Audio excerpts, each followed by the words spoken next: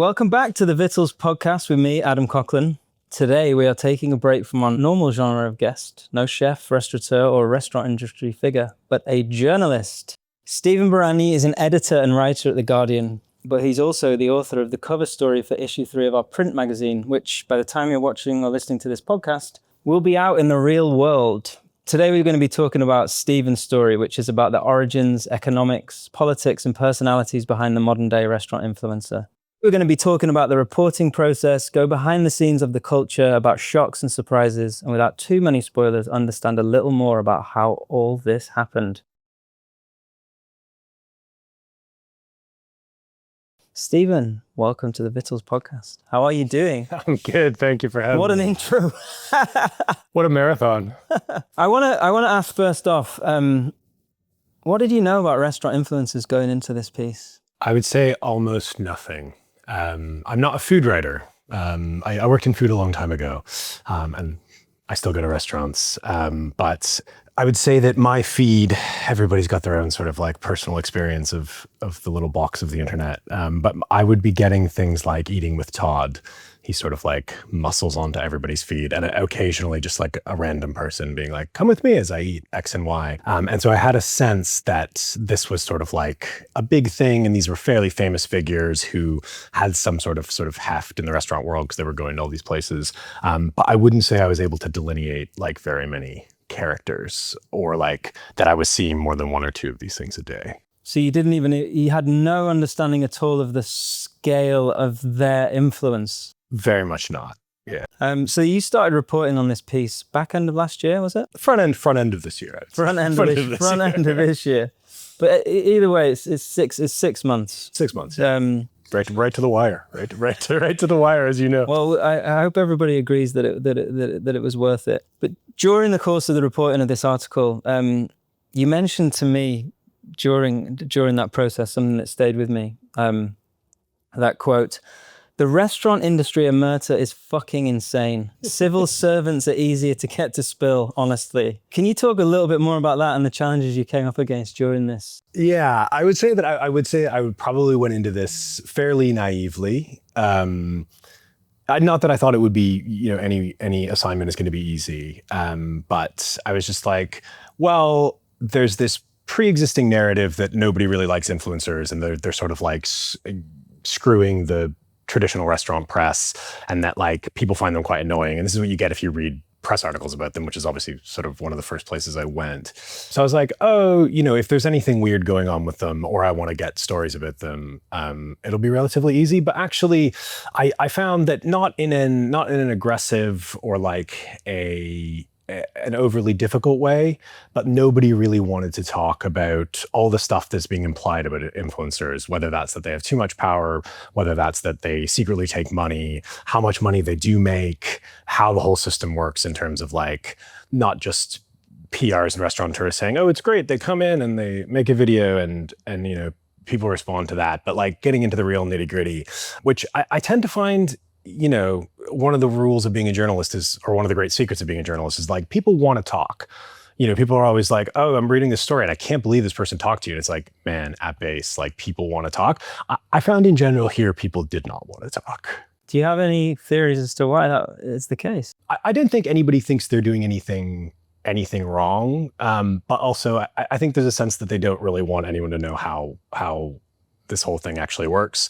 And like, there is a sort of like way in which I don't want to put words in anybody's mouth, but like I think that a lot of restaurateurs and PRs find influencers a little bit distasteful and a bit vulgar. And the fact that as you look at it more and more, they're so deeply entwined and actually like so reliant on each other that I think people don't really want to dig into that so much. And then there is the fact that like, I think this operates at a level beyond, I don't think people are like thinking about this, or like people that like restaurateurs go home in their diary or peers go home in their diary and they're like, oh, I can't believe this, like very strange sort of like contradiction I'm holding in my head. But like influencers at base are selling like authenticity. Like that's what they are. They're like a closer view of a person than you would have gotten in the past before front-facing video and before the algorithmic feed and before, you could just see a million humans in this window in your pocket. And study after study, like you can just see this intuitively, but study after study shows that like people find the authenticity and the connection with the human of the influencer like the most engaging thing, the most compelling thing. But then also like the whole system is just being harnessed to sell things. And I think there's like a little, if you're working with influencers, basically what you know that you're doing a kind of bait and switch where like you are finding somebody who is as authentic, has an authentic connection with the audience, and that's what you want. And then you want to plug advertising into that. And like there's a slight contradiction there that like I think people don't want to dig into too much. Like I don't think their heart's going to explode or their brain's going to explode if they confront this. But like it's not great to talk about because like it relies on eliding a little bit or not talking too much about the fact that like basically like as a restaurateur or PR, you're trading food or access for advertising. And you know, that's it's a little grubby, you know, it's a little bit grubby. Very, yeah, particularly when that advertising is I think also oh, sorry, go ahead. Intended to appear as authentic. Totally. It's quite an interesting contradiction. Also, I think there's a secondary thing. Like I also, when I started out, I'm very much an outsider to this world. I've been a journalist for a long time, but I've done very little food writing. And so I think there is also like, I think there's a way in which being an outsider helped me a lot because I think the naivety made me knock on a lot of doors that I wouldn't have. And some of those ended up opening in very interesting ways. But it also meant that I wasn't really super savvy when I was first talking to PRs and stuff. And so, and restaurateurs. And so I think there's also a sense in which people just shut down talking to outsiders a little bit, or they just give the spiel where it's like, oh, we love them, but they're not that special, but they're very interesting, and like, well, I hope they stick around for a long time. Like, do you know what I mean? Like, there is a good luck with your piece. Yeah, and it's a question of like whether you want to get an insider to write something or an outsider to write something, and the benefits that come with both. I get the impression you enjoy doing it though.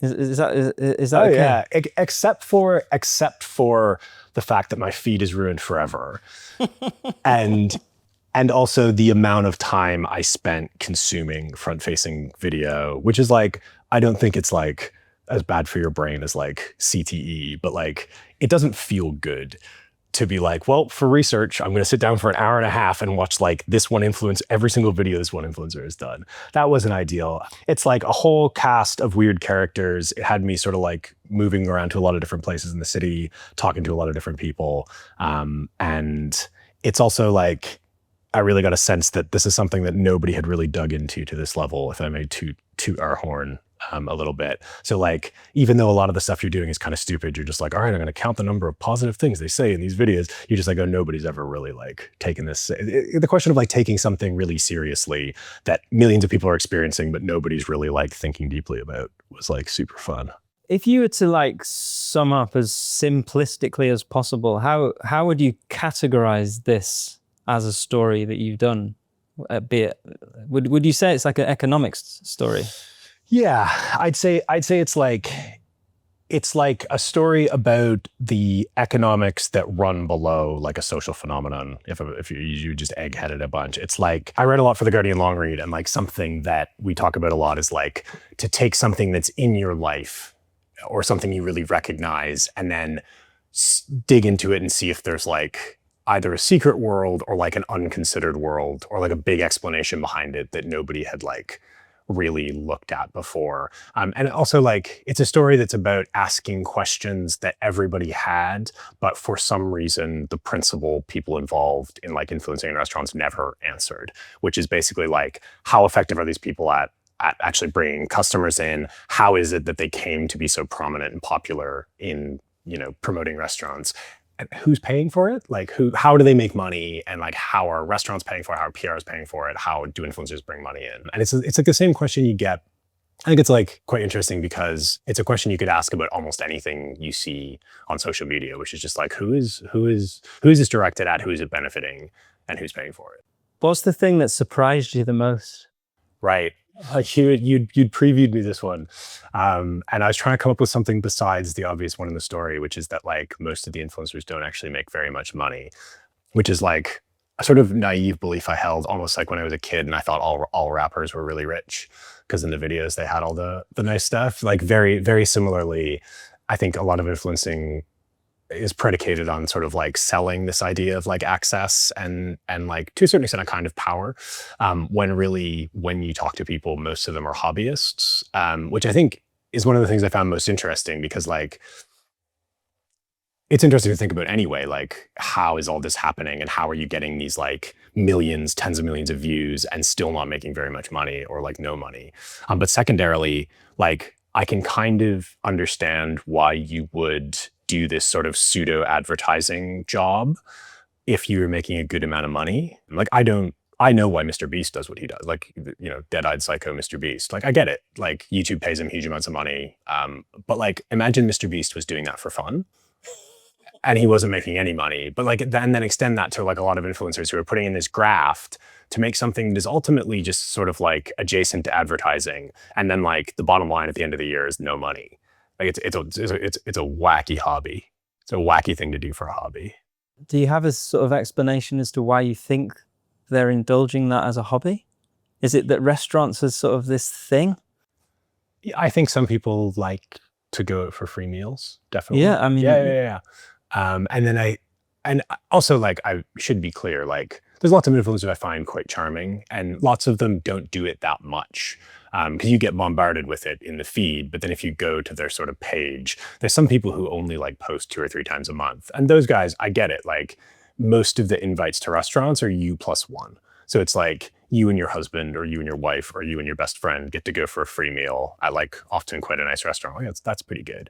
But I think the more likely, or like the one that carries more weight as an explanation, is like, so this sort of idea that you can make it up to the sort of eating with Todd, top jaw kind of level. It's like this pursuit. It's the same reason that like you see these YouTubers make videos explaining various things, doing skits for like 100 views week after week after week. It's like the chasing of celebrity and fame, I think, that is like one of the great driving engines of social media.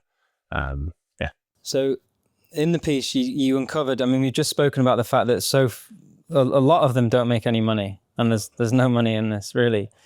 But you did uncover that the representative for one food influencer who doesn't specialize in restaurants asked for £40,000 for one collaboration. Yes. I believe we are legally obliged to say that his representatives dispute that amount of money, and that they say that is completely wrong.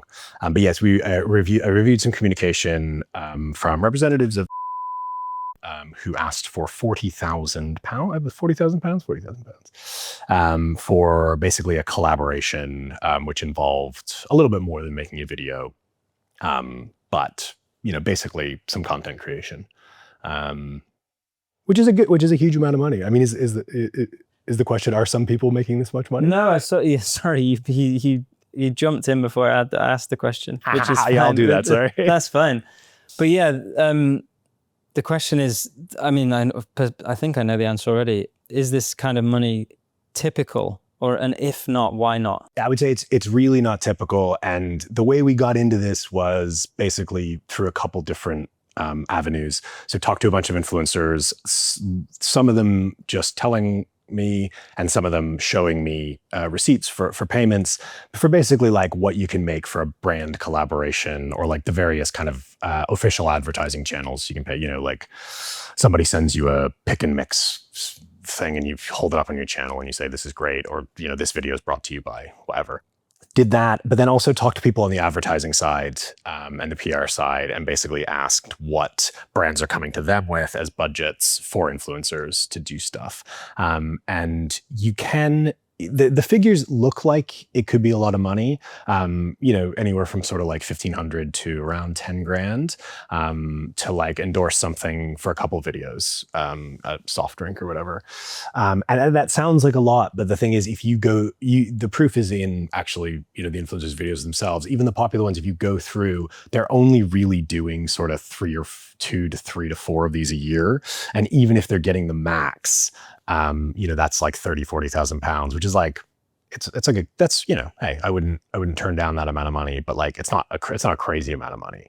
And the thing is, most of them aren't doing that much. I think thing, you see the way in which like the internet is not very amenable to the local. So like obviously the UK is a relatively small country compared to somewhere like the US. It's very London centric. So if you are a London food influencer, your max audience is like not very big. Whereas like, so if you do London restaurants, there's an absolute maximum ceiling onto how many followers you're going to get if all you're doing is food content. They'll be like, the vast majority of them will be in London. A couple of them will be like total food perverts who are like, oh, what's going on in London? Which is great, but there's not that many of these people. Whereas does like travel content, and really crucially, he does recipes, like he makes recipes, and recipe creators, obviously it does not matter where you live. The recipe can be made in Seattle. It can be made, in Moscow, whatever. It doesn't matter. So it's not central to one area. So it's like basically the bigger reach you can get, the more money you can command in general. I want to get into the sort of backstory really and the evolution of influencers. And the article does a great job of the history of influencers from the blogging era to the early days of Instagram, and how each era sort of leaves behind the last. Buries them. Can you talk a little bit about those eras, and beginning, I think, with the blogging culture of the sort of early, I think, 2010s, and how they sort of have led to today's influencer culture? Yeah. So I think pretty crucially, obviously food blogs and also people talking about food on message boards and bulletin board systems obviously predates the turn of the millennium. It's been around since basically the outset of the internet. But I think something very specific happened in the late 2000s, early 2010s, which is that the food blogs, which are mostly sort of like newspaper or magazine restaurant coverage, like they see themselves as a kind of journalist. Sorry, but just a bit more like open and anarchic or whatever. But what happens around people like sort of Chris Popel, Cheese and Biscuits? Yeah, Rocket and Squash. Helen Graves. Yeah. Helen Graves. Yeah, a sort of like critic come blogger who is interested in a lot of the same stuff that the food critics are interested in. But what crucially happens is that like around this time, the sort of blogging is big enough and the internet is widespread enough, and the audience is big enough that the restaurant industry actually becomes interested in food bloggers. Every once in a while they had already done that, but like kind of en masse, they're like, oh, what is this thing? And like, could it be useful to us to engage with it, basically? There's a moment in the piece where you talk about a meeting between the head of Instagram, was it? And one at arguably the sort of the first massive like food restaurant Instagrammer in London, Clark and My Boy. Yeah, so basically Instagram comes along and kind of displaces the food blogger. They coexist for quite some time, but like the Instagram numbers are just like much bigger than any of the food bloggers. It's not in the piece, but I talked to some of them, and they don't keep their sort of traffic numbers, but all of them sort of peaked in the tens of thousands, low tens of thousands of readers, which is like quite good for that era, and for the fact that like the vast majority of those readers were sitting at a desktop computer or like on a laptop and not on the screen, which is pretty wild. But when the Instagrammers sort of displaced them, and then obviously like there's different visual languages for each era of food content online. But the Instagram, just like the shot of food, like even if nobody became famous for it, like what did people share on Instagram as soon as it came out? It was just like those top-down shot, flat lay photos of food and lattes. So much latte art. Yeah. It was so big, and none of us are clean in this in this regard. But yeah, it became such a thing that from what I understand, so you're talking about Tim Clerkenwell Boy, who was one of the first big stars on the UK side for like food content and restaurant content. He was a real table lay guy, where you kind of get above the table and you make like an architectural like geometric layout and shoot it. But yeah, so he didn't actually end up meeting with Kevin Systrom, but Systrom reached out. They missed each other, but then Clerkenwell Boy ended up speaking to people on Instagram. And from what I understand, like basically what it was that it was the food the food content and the restaurant content being so popular was like emergent, and Instagram had never planned for it. And they were basically like, what is this? if it's popular on our platform, like we want to understand it because it's like retaining users and it's helping us out. But it was like, I think it was something that grew quite organically, and then became like a real phenomenon. You've spoken about each era having its own kind of aesthetic and visual identity. I think one of the things that also comes through in the piece is the fact that all of these influencers today, they have their own identities and they're like characters, and they're, you know, or sometimes caricatures, and they have their routines and their bits and things that set them apart from their peers. You know, you've mentioned already Top Jaw. There's Bite Twice, a featured James Dimitri, all these different, John the Food Don. We're going to come on in a minute as to why you think all the influencers are men. But before we do that, what was your impression of the human beings behind these characters? Oh yeah, I mean, it does sort of run the gamut. I think that like of the really popular ones, it's mostly like none of them are anything like their characters for the most part, except for Top Jaw, because they don't really have a character. They're just like, they're the guys that they are. It is what it is. And of course, Todd wouldn't talk to me, or Toby wouldn't talk to me, which I'm sure. Eating with, for listeners and viewers, eating with Todd is, whose real name is Toby Inskip. Yeah. Yeah. You do get a sense that they are playing. Actually, it's a bit. The people who came from the Instagram era, the photo era, they are exactly as they seem. So like, I didn't meet personally with Tim, with Clerkenwell Boy, but he was basically a slightly shyer version of the person he plays. Karshing Tong, lovely man. KS Eats Here, old Instagrammer, a real food truck and food porn guy. Very nice man. He is, just exactly as he seems. But then when you get to the sort of John the Food Dons and the Bite Twices, you do get a sense that like when you meet them, they're a lot like less animated. And that's not a slight on any of those people. It's just that there is a bit of an arms race to, once everything went towards you have to appear on camera, which is like a real shift from the sort of like what you call still photo era and like early Instagram when everyone was behind the camera to being in front of it, is like you do kind of have to play a character. But then I think something funny, which I didn't really get into in the piece, is that, and I found this mostly not by talking to the really big accounts, but just meeting with smaller influencers, some of which made it into the piece, many of which didn't. I think there's no point in spotlighting, smaller people, and also not everybody can go in. But I did find that there was like a bifurcation where either it's like some sort of social deviation from the norm where you're either a person who is like really energetic and outgoing and you're like, oh, I'm going to harness this to be an influencer, or you're somebody who's like very, very reserved and you're like, I'm going to live this character through the internet. Do you have any theories as to why, with only a few exceptions, most of these influencers are men? I think probably one of the things is that early on, all of this sort of quote unquote serious restaurant content and a lot of the blogosphere is very male, and I think that sort of carried over, which is quite unfortunate. And it's the same with food journalists. It's quite male dominated. So I think some of that's just a recapitulation of that. I think there is like an economic driver though, I think, which is that there are a lot of women who do some restaurant, just to say there are lots of women who do, restaurant reviewing and food influencing. But there's way more men.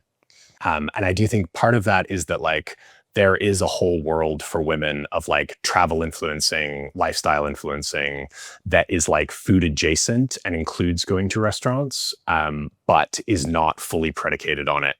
And I think that there's more money in that space and there's more views in that space. I mean, there's structural reasons why that is. But if you're just looking at it from a food influencer perspective, there's like, you'll sort of see women, you're like, oh, is this woman reviewing restaurants or like going to restaurants primarily? And you go to it and it's like, no, she's doing travel and she's doing sort of like going to bars and going to shows. And it's sort of like, come with me for my life. And I think that is something that like definitely has a larger female audience. Whereas like, I can't think of a lot of the kind of like straight men who are doing restaurant influencing who would do that kind of lifestyle content. So it's as much to do with the audience, you think? I think so, yeah. But well, this is where we like sort of confuse the audience and like the algorithm and who's paying for it all. But like, yeah, I think the audience, but partially the audience is constructed because like there are also like people willing to pay for that content. So for like a lot of the female lifestyle influencers, they will advertise beauty products. They will advertise travel, spa experiences, hotels, clothes, all that kind of stuff, which obviously like has a much larger market among women. So it's like the economic incentives are also sort of pushing in that direction. It's like, who's going to ultimately pay me for this? And really, like, I think they're actually probably doing better than some of the, because like, you know, you get somebody like Bite Twice who are really, really popular, closing in on 300,000 viewers, but crucially, like highly engaged viewers, like people really like their audience really likes them, but they are making money, but they're still not breaking even. Whereas like, I'm pretty sure if they could just be like hawking skin products and spa experiences, I think they'd be rolling in it. Wow. Yeah. I mean, Jerry and Paul, if you'd like, you know, if you want a tip, that's my tip. You mentioned before about, we talked a little bit about the evolution of the influencer from the blogosphere and how those early bloggers were sort of viewed themselves as adjacent really to existing traditional media, let's call it. So when I launched E to London in 2017, we actually I think it was on the first day, we published quite deliberately a controversial article. You published a controversial? That's shocking. A piece by George Reynolds that was very critical of influencers. But at that time, written media was still more powerful than social media. And that has changed in a remarkably short amount of time. It'd be good to talk a bit about how you think that's happened and what's caused that shift. Yeah. I think it's important to sort of disentangle this or extricate this from the stuff you read in the media about how like the influencer has like quote unquote killed the food critic, or ruined food criticism or whatever. So I think that's not a useful framing because like the decline of the food critic is only like slightly related to the rise of the influencer. It's related in the sense that like people aren't reading newspapers, they're on their phone and they're watching short form video, but they would be doing that whether food influencers existed or not, if that makes sense. Do you know what I mean? They'd just be watching some other kind of content creator, or clips of old Family Guy episodes or whatever the hell, you know, whatever the hell, what I see people watching on the tube, let's say. Keith Floyd videos. Yeah. I mean, yeah, for me, the basketball highlights from the early 90s, just like real happy place. That sort of decline in power would be happening anyway. But also like, it's useful to note that like the major food critics at the major broadsheets are still incredibly powerful. You know, like people restaurateurs just kept telling me like Giles Corrin will still pack a restaurant, you know, Jay Rayner will still pack a restaurant, whoever it may be. But I do think that like there's a certain extent to which the slow decline of their audience has sort of made them blame influencers as the cause for that, when really it's simply the decline of old media and the fact that younger people aren't reading newspapers. But the sort of rise of the food influencer like as a power, which is sort of mainly what you asked, right? It does just come along with the explosion in short form video. It's like there is this thing that these people are doing, or that people are watching. Like there's really good stats. Meta has the best stats on this, but like half of all time on Instagram is spent on short form videos, and the advertising revenue for Instagram last year is estimated. Mark Zuckerberg says this. I think he can't lie too much about this. He can like massage it, but it can't lie too much. Is 50 billion. So, and that you couldn't deliver that if you didn't have a huge audience. So there's this huge audience for it. And then there was already this existing sort of language of food in restaurants. And I'm sure we'll get into this like way of content creators connecting with restaurants through PRs to promote, you know, different places. there was this already existing system. So it's like not a surprise at all that it made the jump to this new format. I think I've been a little bit surprised at how absolutely popular it is. Like that, Eating with Todd is closing in on 4 million subscribers across platforms. And I'm not privy to how the algorithm works, but I think people just like food, man.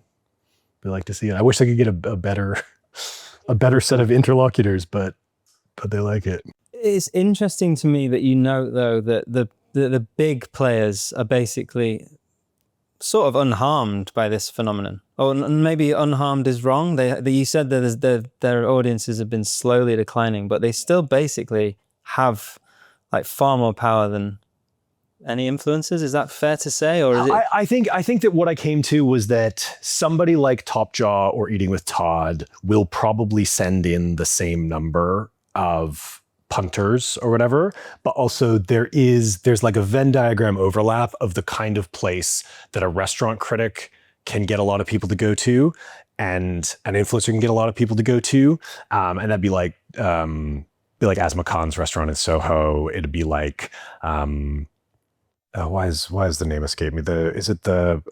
What's the pub that everybody loves in Soho? The Devonshire. Devonshire. Be like not that they need it, but it'd be like somewhere like the Devonshire. Whereas like a 3 Michelin star restaurant, only a food critic will drive people to it. And a food critic will probably not drive their sort of like average 67-year-old audience to like a pop-up barbecue spot in Hackney Wick. And that's like the influencer's land. But I would say in terms of influence, I think probably they're about the same. The difference is there's way more influencers.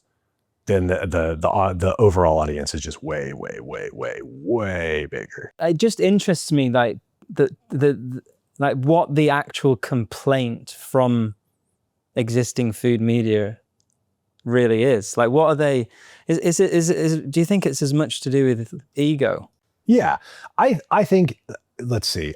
I read a fair bit of this criticism, but because our underlying theory was that these things are not that related, I wouldn't say I'm like an expert on the case against the restaurant influencer. I'd say to be fair to like the Jay Rayners of the world, like a lot of influencers are annoying and vulgar, and like pretty crucially, like you can definitely quibble with how much British food critics especially actually know about food. And I know you guys have in the past quibbled about that.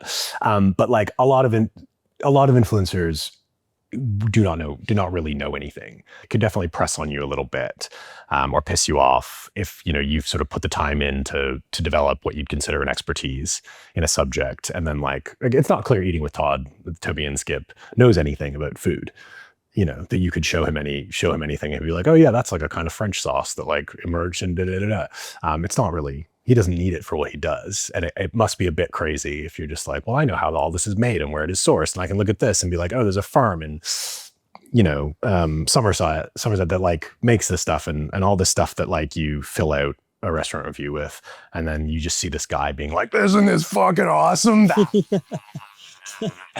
I think that, yeah, that can definitely rankle. And also like the new kid on the block always rankles a bit, right? Like, I think they definitely do see, I mean, journalists of that kind, like a critic or a columnist, they're obsessed with audience. And also like, I've worked in newspapers for years. I can say like, without revealing too much, I think it's fair to say that there's a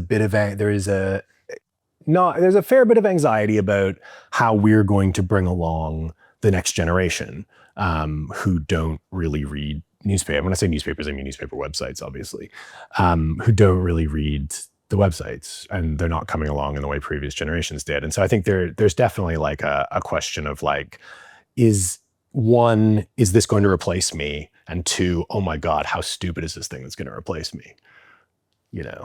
So I think there's definitely a bit of audience anxiety in that. And I think, as well, do you think it's to do, there's a sense in which journalists obviously pride themselves on independence, and, particularly critics, which again is, in this country is definitely not, is murkier than say it is in the States. Hey man. But I guess that rankles too. It seems to me that it's about ego and anxiety, audience anxiety, but it's also about Professional reputation and protecting like something that you deem sacred. Yeah, but I think there's something kind of funny going on there, because like, with the exception of a few influencers, they don't think they're critics. And you can ask them this, because I have asked them this, and it's in the piece in several places, and it could, there could be tons more. None of them, except for the ones who explicitly review food with like a numerical review at the end, say that they are food critics. And so I've always thought that the sort of influencer versus critic is a bit sort of unfair in that case. I mean, they don't even necessarily, and they're not calling themselves journalists either. No, So, God, no. yeah. Do you think there are any influencers out? I can't even this word. I mean, do you think there are any influencers out there doing a good job, or either for the restaurant and food industry, or for journalism? I think lots of them do a good job for the restaurant industry. Obviously, I mean, we haven't really gone through it yet, but or maybe we won't. And so you've got to read the piece, but it obviously like is low cost advertising for restaurants, and almost all restaurateurs I talked to, whether they thought influencers were vulgar and annoying, or whether they thought they were absolutely the bee's knees or whatever, all of them thought that they were useful in getting the word out and bringing people in, especially like as traditional media doesn't have the same opportunities to get the name out as it used to. In terms of like, I'm pretty old school. Like I love food critics and I love the written word. So I'm always going to find doing this through video a bit annoying. But I do think like lots of them do a good job. I think there's like two ways of thinking about it. Like some of them do a good job just on the narrow terms of the influencer. Like I think Pershing, KSA Eats Here, I think, he cares a lot about food. He knows a lot about food, grew up in a restaurant, family-owned a restaurant, and is just a good person to showcase and bring you through. It's like the ideal version of an influencer is just like a nice person who's like going to be your buddy and show you like a good restaurant to go to and disclose if they have any sort of, if they've been given free things and all that stuff, and be pretty honest with you. I think that's pretty good. I think again, like, shout out to the Bite Twice guys, very, very nice guys. Probably not stuff I'd watch by choice, although a lot of my friends, when I was like, I'm at the Bite Twice guys, they're like, you're kidding me. You're kidding. What are they like? So, they've got quite an audience. But I think they provide a valuable service because they do reviews. And they're highly critical.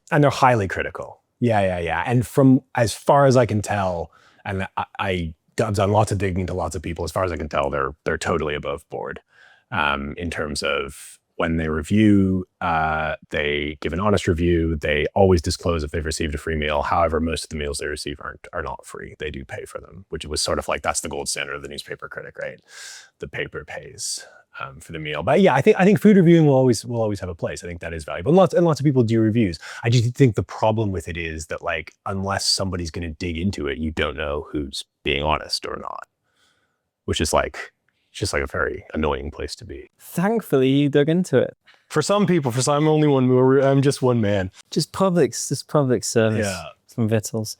Right. We've talked about this throughout, but I want to get into some of the specifics about influencers and the industry, and particularly the role of the PR industry within all of this as well. But before we get into PRs, just want to talk a little bit about behavior. You've mentioned the word vulgar a few times already, but so early this year, Jeremy King, the co-founder of Corbin and King Restaurants, the famous restaurateur behind the Wolseley and Delaunay and many others, are sort of, for many people, like one of the, the god of restaurateurs in London. He complained about the effect of influencers at his restaurant, which started off a discussion about the behavior. But your piece found that influencers are embedded from the start in the way that, like, restaurant publicity more widely now works. So yeah, can you just talk a bit about like the mechanics of how restaurants and influencers work together? Yeah, so with a few exceptions. So like there are some restaurateurs who I spoke to who take the time to find influencers. Often it'll just be people who message them. It's just in their inbox, in their email, or in their Instagram inbox. and they'll invite them in for a meal to do some promotion or whatever, and they do it that way. But I would say that's probably the minority, or amongst sort of larger restaurants, that's definitely the minority. Lots of small traders, sole proprietors would probably do it that way. People who can't afford PR or can't do PR would do it that way. But I would say by and large, the way it works is that restaurants contract PR agencies to promote them in various ways. And, traditionally this is running ads, getting stories placed, getting your chef interviewed in a food supplement in the newspaper, and really crucially, getting restaurant critics to come in and review. And so that's like the old model of promotion. And now that runs alongside the fact that most PR agencies have a huge Rolodex of influencers of all sort of like shapes, sizes, popularities, specialties that they work with. And so if you're a restaurant and you contract a PR, the PR will come to you and be like, okay, as part of your PR package, we're probably going to send, let's say 20 influencers through. This would be a pretty high number, but like, let's say 15 through over the course of like 2 or 3 months. And so what we need from you is we'll arrange for them to come in. You will give them a free meal, and we'll just work out exactly what that means. How many drinks, how big is the meal, But we will arrange sending them through. We'll just let you know when they come through. And then we've basically agreed with them that they'll post a certain number of videos about it. And so it's like a totally out of the box solution. Like the restaurant doesn't really have to do anything.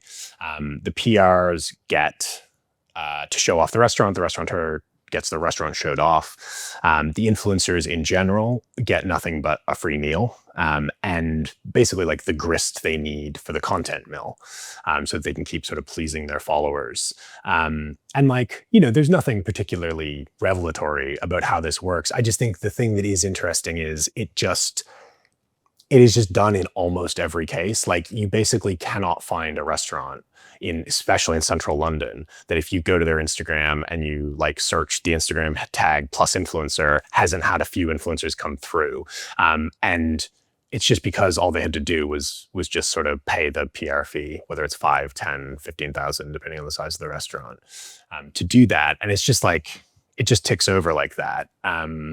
And I think, the interesting thing we sort of found out with Jeremy King was that, I don't know whether he knew about this or not, but he was like raging about influencers who had come in without his restaurant asking him to. And he always says, oh, we never use influencers. But they had influencers in to the park previously through their PR agency, Tonic PR and Communications. And I just thought it was an illustrative example, not because it's like, haha, you, Jeremy King, you do use influencers. He may have known about it, he may not have. It just turned into a big to-do. But I think, what is quite telling about it is not that they were trying to hide that they were using influencers, that they probably didn't even know or think about it. They just engaged Tonic PR and Communications, and influencers came anyway. And like, that's how automatic the system is. It's like, you can be the restaurateur who's like, influencers, I hate them. They're an influenza virus. I never want to see them again, and have 90 articles written about it. And yet without even thinking or without even lifting a finger, influencers come into your restaurant at your behest. Yeah, it's funny. I think I've often thought about this, and different people, and maybe Jeremy King is one of those people. They have different ideas. There are different definitions for what an influencer actually is for people. And I think for a lot of people, there is this idea that they're this, they're going to come in, they're going to stand on the chairs and do, bring ring lights, bring tripods, bring everything, and be very disruptive. But actually, a lot of them are now, like as you've just illustrated, they're on the sort of Rolodex of PR agencies, and they're just little ninjas. Little ninjas. They just come in it was mostly women who came into the park, but like I went out with a couple influencers who were shooting stuff, and it's you wouldn't even notice. Like the phone just comes out, click, click, click, and then a little front facing, and that's it. It's almost like it's funny. It's just like all in a day's work. Do you know what I mean? I'm just going out, gonna knock off this meal, just a couple quick things, zip, dick, and it's up. And I do think the other thing that's just made with edits. What's that? Made with edits. Yeah. But there is something that's a bit, I think, telling about the ease of it, which is that, like, I think we do need to be clear that, like, especially these days, a lot of the time, like, influencers will mostly do that kind of thing, all PR invites. And then I think they have a sense that there's a bit too much working in the system. And so you'll see them go out, like basically every single influencer of any note has been up to Durek Tantuni, which is like obviously a Vittles favorite, a Jonathan Nunn classic. It's right by my house. Go there all the time. Absolutely love it. For anybody that does not know, it is up on the West Green Road in Haringey. It is a Turkish restaurant that only serves one thing, which is a minced lamb wrap with lemon and hot peppers and coriander, and it's delicious. And I would assume that it became popular because Vittles championed it or Eater championed it. But Vittles, I think, yeah. Yeah, but regardless of that, it and what else? The Oyster Shack up in Epping Forest. There's a sort of desire to go to places that are off the beaten track to sort of prove authenticity, but they also end up going to the same places. But anyway, there will often be a few off the beaten track things, but I think the thing that is most telling about the system is that like it's just mainly going to restaurants in zone 1 and zone 2 that everybody else has already gone to and shooting like a 1.5 minute thing about it. Like it just gets very boring, which is I think why you see people adding these sort of like hidden gems that are, yeah. And also why they're adding their bits and their why they're doing the characters and trying to get out of the hi, come with me while I go to the Dubai matcha chocolate donut and get ready for or like everybody says this Dubai matcha chocolate donut is like the greatest in London, we're gonna find it, you know what I mean? Like, yeah, to break out of the we may sort of go over what we've already discussed in this question, but I would assume that if people are picking up the magazine... Pick up the magazine. Yes, that they are going to assume that influencers are the villain in this story. I mean, maybe some people won't, but it certainly comes across through once you've read it that the real villains, if we're going to call them villains, you can call them villains. There are no heroes or villains in my story. This is a specific reading. Or maybe not so much villains then, but the people who are actually responsible for the rise of the influencer are PRs. Yeah, 100%. Tell us a bit about your impression of the PRs that you've spoken to throughout the reporting, and a bit about their influence. Yeah, I think it runs the gamut a little bit. I talked to some PRs who were just sort of very straightforward and nice. I talked to a lot of them off record who were quite spiteful and mean about basically everybody. But you know what? As a journalist, I welcome that. Every industry has people who are pissed off at various other parts of it, and none of this stuff would get made if they didn't talk. But yeah, when you say that they're sort of responsible for the rise of the influencer, I mean, it's like they provided the system of arranging free meals for influencers, which none of this would work without it, because you're talking about literally hundreds of thousands of pounds worth of food just going through all the time. I think in Barclay's story in the magazine, he's got a crazy he's got a crazy figure for what one restaurant is spending on influencer comps. And so none of this would work without that. And it's also just the way in which like one PR basically told me that like PRs are secretly the influencers because by directing the influencers, they're like the tastemakers. And I think that is like kind of sniffing your own gas to a certain extent. But it's not, I would say it's not untrue. I think when you really dig into it, it's like, it sounds crazy to be like, they're sort of pulling the strings here. But I think none of this would have happened without the PRs being like, we need a way to promote restaurants. These people are doing this thing. How is this going to work for us to get to this audience? And I think when you say sort of, are they the villain or not? I think what makes them most villainous is not that they sort of do this system. It's just advertising, right? Like our advertisers, some people in advertising are bad people, some people aren't. It's just like a kind of a shitty industry. It is what it is. It's the same with PR. But I think the thing that is kind of villainous is that I wouldn't want to tar all PRs with this brush, because I only spoke to like 8 or 9 total PRs, right?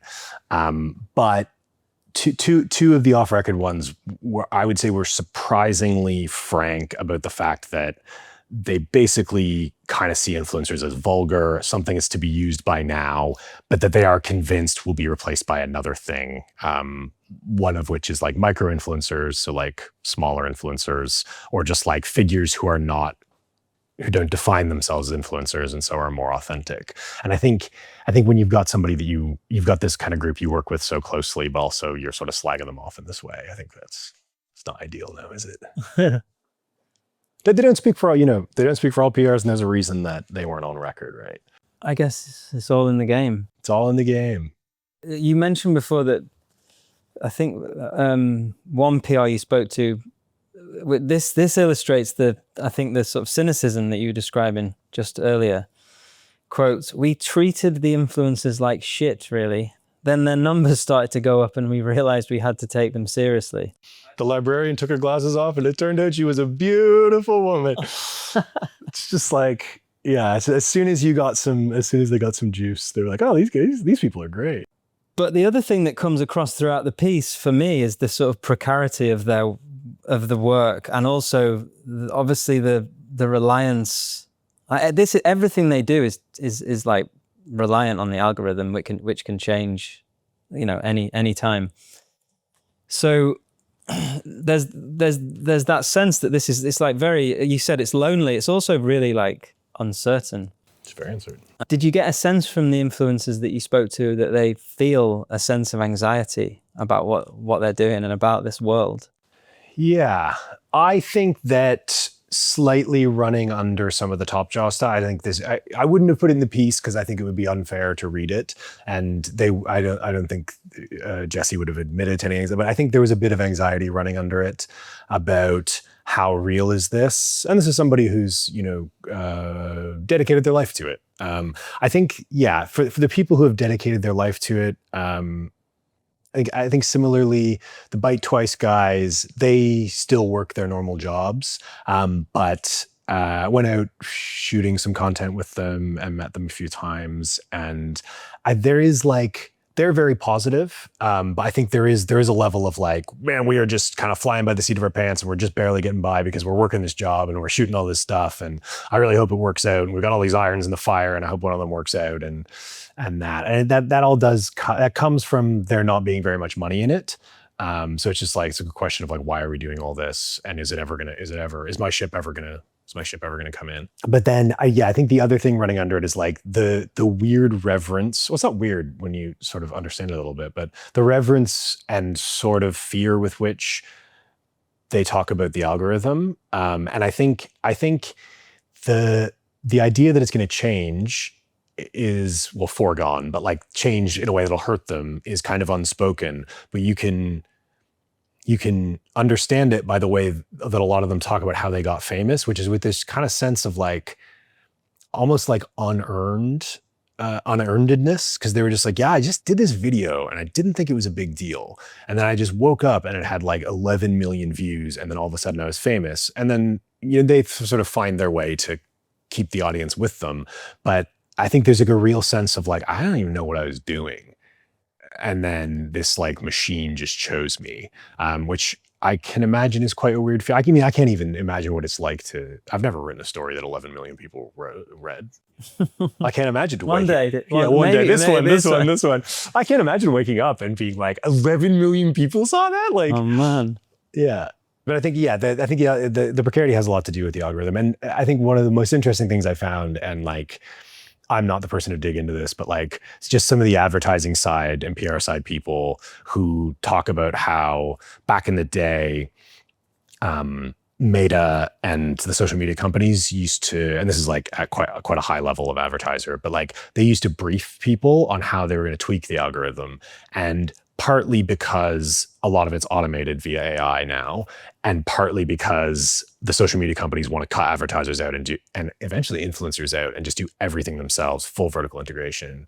They don't get those briefings anymore. So the algorithm is actually like becoming more chaotic and more secret. And also like, there is a real sense, none of the influencers mentioned this, but the advertising people mentioned this, that like the platforms are looking for ways to do all of this themselves. So they're like kind of in a way hostile to the influencer, if that makes sense. Yeah. Which is like, I'd have a real sense of precarity if I was like, Mark Zuckerberg wants me gone, Yeah. I mean, I work at a newspaper. I kind of know how that feels, but If that guy wants something, he usually gets it. Exactly. But it feels like so as well as that sort of cynicism and from the PRs and the idea that influencers are kind of, we'll use them if we need them, but they're disposable ultimately. And you said earlier that many of the PRs that you spoke to fully expect that they will be soon gone and then there'll be something else that replaces them. Do you feel like we're already nearing that point? I mean, the other thing in the piece is like this, and the quote I mentioned at the beginning about the crisis of authenticity. It feels like at some point there was also this sort of positivity ceiling for influencers and what they were putting out, and now you've got this sort of authenticity kind of backlash and this constant to-ing and froing. Like, yeah, but where is it going next, do you think? Or where are we at, actually? Yeah, I think it's more where we're at. I don't really know where it's going next. That may be a question of what the platforms do. I mean, as you know, everybody's obsessed with micro-influencers, which Barclay Bram, the god Barclay Bram, writes about in the new issue. But this is like people who are often PRs or chefs or musicians who can just be plied with a free meal and a little nice treatment to post a little more authentically and organically. Although, as one PR told me, it is also just the same. It's the same system. But I think it's always really tough to tell. It's like in all of the circles I move in and in all of the places I read and the comments that seem to jump out at me, everybody's just like, shut up with the friggin' soy face positivity. Everything's great. Like, it does seem like we're reaching the sort of end of that cycle of internet affect or like approach. And you can just see in a lot of influencers comments, people just shouting at them and just being like, you're so fake, you suck. There's like a real, I don't know if it's a good negativity, but it seems like a balancing negativity. But it also may be that like the influencers themselves or the next generation of influencers will just mutate in some way to sort of address that. I guess I'm not sure if this is a question of aesthetics or if it's a question of people tiring of the whole model from top to bottom. I will say that like, this might just be because I'm 41, but like, it's like, if you watch too many of these things, they're fucking exhausting. Like, just like sort of like positive restaurant review after positive restaurant review, just like wet food, big piles of it, Yeah, it's full on. It's really full on. I might unfortunately have watched more of it than any other human being in the world. But hey, that's my cross to bear. That's only right. That's what you signed up for. Yeah, that's what the money's for. Is there anything that didn't make it into the piece that you wish you'd had more time to write about more? Yeah. From a structural sense, the advertising side stuff, I wish I'd had more time to talk to people on the ad side, because ultimately that's where the legitimate money is coming from. And like I started talking to ad people pretty late in the process, and this is always the case. You find a new avenue, but it seemed like they had like a really good sense of where things might be going, or like their anxieties are like the real structural anxieties because they're handling the money and they're paying for like, you to endorse an influencer to endorse a soda. So I thought that stuff was really cool. And I think that like we talk about the algorithm so much as if it's like a black box, which it partly is, but like some people do have some insights into it, and like the companies are able to make changes to it that are like, I don't know, logical in the sense that like they do A and B happens. And I think understanding that is like really crucial, understanding what ends up in front of you. But the actual thing that the completely deranged thing that happened that I wish had made it into the piece, but it basically happened a week before with the press, and we're just like, this is a bit of a mess and I don't even know what it means.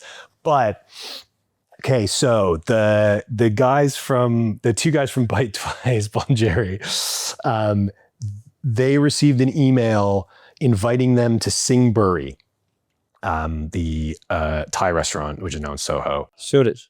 Oh yeah, it's in Shoreditch. It's getting late. It's getting late, boys. I should do that. I've been there twice. Anyway, so they got an email inviting them there and using language that to an influencer suggested that this was a restaurateur wanting to know if they could pay them under the table for positive coverage, which is to say, do you have like a package, or like what's your usual rates, or like do you charge for videos? The influencer version of this is, do you have a budget if they're asking a restaurateur if they can actually slip him a little cash. So this was immediately a bit of a red flag because Singbury, the people that run it are well known to us. And as far as we know, they wouldn't pay anybody. And so Jerry from Bite Twice spoke to me about this. This is all now on his Instagram, so it's not a secret. But he basically said, "What do you think's going on here?" And they basically invited him down to the restaurant. And then Jerry got in touch with Singbury, and Singbury's like, "This is not us. This is 100% not us." So it's just some random guy with a Gmail account emailing influencers, inviting them to come down to Singbury. And then my theory is that it was somebody trying to do a sting on influencers who do take money, because it's like, there's just like fully recursive content Ouroboros. It's like influencers use the restaurants for content, and then they sometimes monetize by taking money. And then somebody can also monetize content by like honeypotting influencers to take money and then being like, haha, influencer exposed. I mean, there's accounts, there's like TikTok accounts that there's one in the piece about accusing John the Food Don of taking money. And, anything they can get, anything that's like a little journalistic remora fish on the influencer, on the side of the influencer. And we were really hoping to set up a big sting where we'd go down, having already spoken to Singbury, and catch this person.